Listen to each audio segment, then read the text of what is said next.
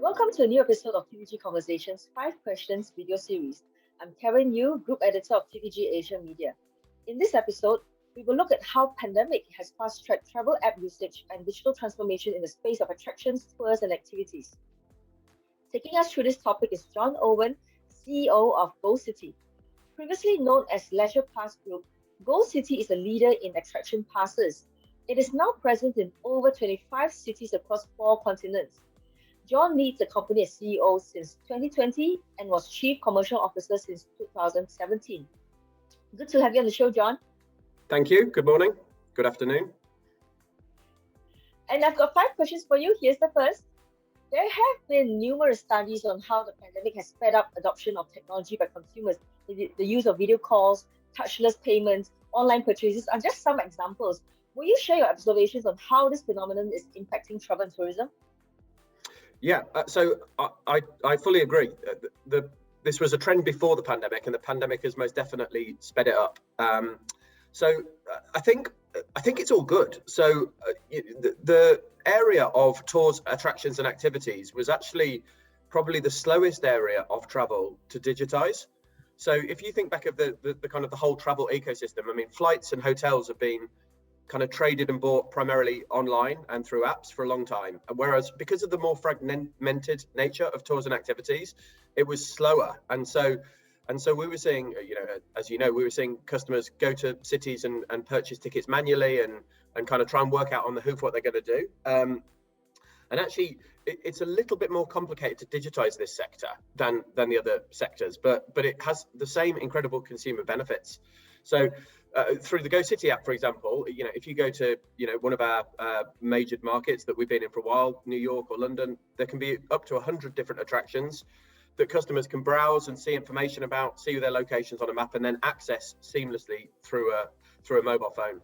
And that creates a really kind of easy, compelling sightseeing experience, but also gives the opportunity for us to add lots of kind of innovation and also inspiration to those customers' trips, so they can kind of find things off the beaten track that they wouldn't know they were going to do. And so that's the power of digitization, right? It makes things simpler. It enables you to offer more inventory in a streamlined way to customers, and that's the trend we're seeing in tours and activities at the moment. Okay, and how are providers of tourism, of attractions, tours, and activities responding to the growing consumer use of travel apps? So I don't really know. I know what we're doing. My guess is it's helping them. If I was to guess, I think it's helping them think about how to get customers more easily in through their front gate.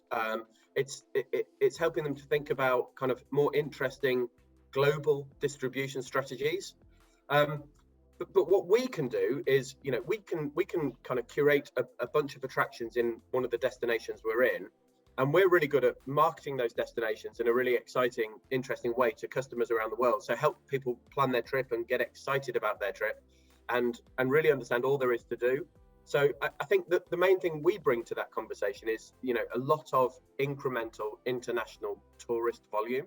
And that clearly is a benefit to people who are running attractions locally. But I think there's some things talked about using technology at tours and attractions that are probably still a year or more in the future till they're really widespread. So things like augmented reality experiences, those things tend to be quite tech heavy to develop, and we've seen people play around and talk about them a little bit, but it's not. The biggest thing I think customers want to do is just get out there and enjoy everything a city's got to offer. Okay. There are many channels for providers of attractions, tours, and activities to rely on for distribution. So what tips do you have for them to guide them in choosing the right platform for their business? I think, again, the answer to that, I mean, it depends. So tours, activities, and attractions is a huge sector with very different types of operators in it. So you compare, for example, kind of the typical skyscraper viewing deck, that they are big businesses. They have a limited capacity. They offer an incredible experience, but it doesn't take a huge amount of time. You can be kind of up there and have the views and experience the attraction in 40 minutes. Whereas, that ranges to a kind of a 2-hour guided walking tour around Bangkok. which is a totally different type of thing. That would be a single charismatic guide and a tour party. And so the different challenges those businesses face are quite different. And so that's one of the really interesting things about the sector is you've just got this huge range of different types of businesses operating in it. And as I say, that, if you were, so a walking tour could, it could feasibly go on a given day with 4 paying customers, but it could take up to 20. So incremental volumes, all good. Like, it's all good. Like, and the conversations we have with those kind of attractions is the more the merrier. And there comes a point where they'll probably say, we're sold out for the day, and can you send customers tomorrow instead? But generally, the more volume, the better. And there's quite a few attractions like that. But there are other attractions who are starting to think about timed ticketing and sort of time-bound reservations, because in a bid to manage capacity.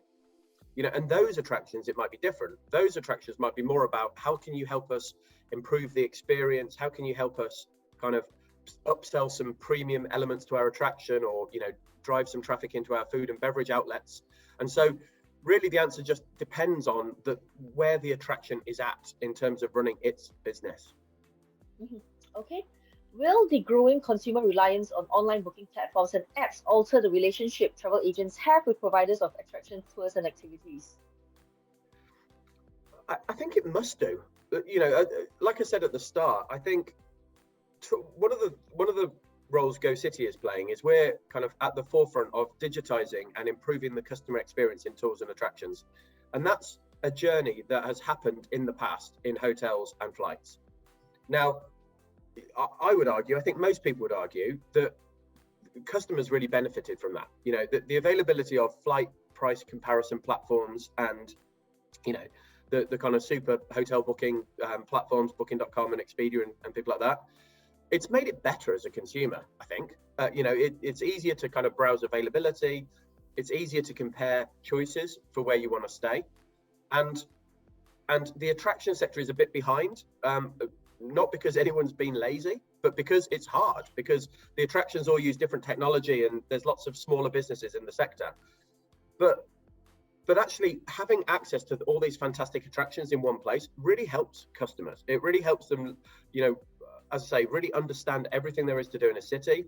And it also, in helping customers, helps attractions, because it increases the customer volumes and it enables kind of smaller attractions to kind of raise their hand above the parapet and say, I'm here, and get some traffic to them. Now all of that's great. It's good for customers and it's good for attractions, but it must have some impact on the traditional ways those attractions sold their tickets, be it kind of walk up or in-city kiosks. In any channel shift, there's kind of a bunch of new channels that do frankly a better job at making things available and easy to access for consumers.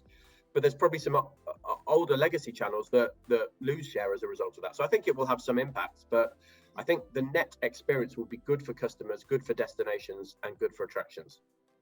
Okay, good point. Travel apps grant consumers the independence and control over their own itineraries. We have discussed that before, yeah. But there is still the threat of snap decisions on border and activity restrictions amid the pandemic.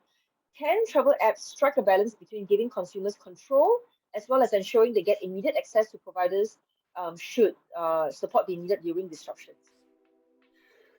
Yeah, I think the first thing to say is it's been a really hard 18 months for everyone. And I think I've heard some people in the industry comment on the behavior of certain governments about being, overly bureaucratic, or other governments being kind of too laissez-faire, and it's all I can say is I'm glad it's not me making the decisions, because it's a really tough job how to balance safety and access and openness.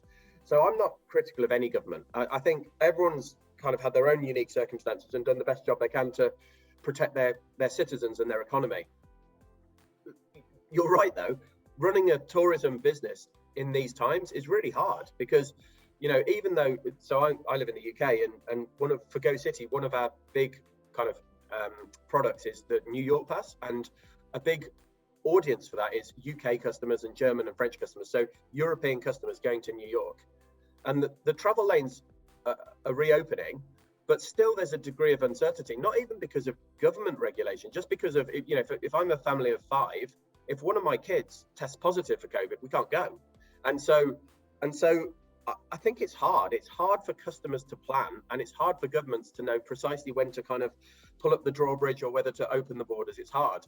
I think all we can do, my advice to other businesses in the space and the approach we've been taking, is just be as flexible as you can with customers. So we've done things like we've extended our refund policy out a long way, and we've instructed our call centers to have very no quibble refund policies. If customers have had any inconvenience or disruption, we're very likely to give them a refund. We've changed the kind of conditions, in terms of the use of some of our passes. So I think you just have to try, and it's hard because we've all got businesses to run, but you have to try and be as sympathetic and understanding of the customers as you can be. And by doing that, we'll all encourage customers to take the risk, in starting to travel again. I think the good news is, when borders have become open and when customers have confidence those borders are going to stay open, travel has rebounded very, very quickly. So in the domestic US market this year, the US was among the kind of earlier countries to relax restrictions. Travel's been amazing. Travel's been back up to above the levels of 2019 in a lot of destinations. So that customer demand to go and see something or to experience a new experience is definitely still there. And what we've seen is customers behave in quite similar ways once they go and visit destinations. It's just about trying our hardest to give them all the tools and tricks to be able to go with confidence. Mhm. That's wonderful. That's all the questions I have for you, Jon. Thank you so much for giving us your time. Thank you. Very nice to meet you. Thanks for having me. Past and present episodes of TTG Conversations 5 Questions can be found on the TTG YouTube channel. Meanwhile, everyone, take care, stay safe, and I'll see you next time. Goodbye.